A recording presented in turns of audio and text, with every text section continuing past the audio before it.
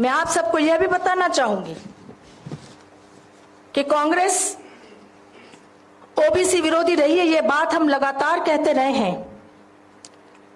देश के प्रधानमंत्री जी लगातार इस देश की जनता को अपने हर सभा में आगाह कर रहे हैं कि इस देश में कांग्रेस और कांग्रेस समर्थित दल, इंडी गठबंधन के घटक दल इस देश में ओबीसी, दलित, आदिवासी पिछड़ों का आरक्षण समाप्त कर मुस्लिमों को आरक्षण देने का काम कर रहे हैं। और किस प्रकार से पिछले दरवाजे से, चाहे वो कर्नाटक हो, तेलंगाना हो और अब पश्चिम बंगाल में हमने देखा कि जो बीज कांग्रेस ने बोया था उसकी शाखाएं अब राज्यों में फैलती चली जा रही है। इस देश की जनता के सामने ये बहुत बड़ा प्रश्न चिन्ह है। मैं देश की जनता को याद दिलाना चाहूंगी कि एक समय था जब 1909 में, देश की जनता को याद रखना चाहिए कि 1909 में जब देश आजाद भी नहीं हुआ था,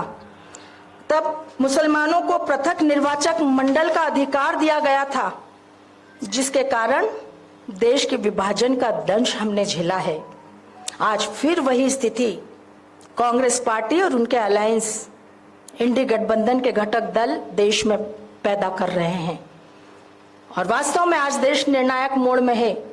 हम सबको समझना होगा कि किस प्रकार से इस देश में दलित, पिछड़ों और आदिवासी के आरक्षणों के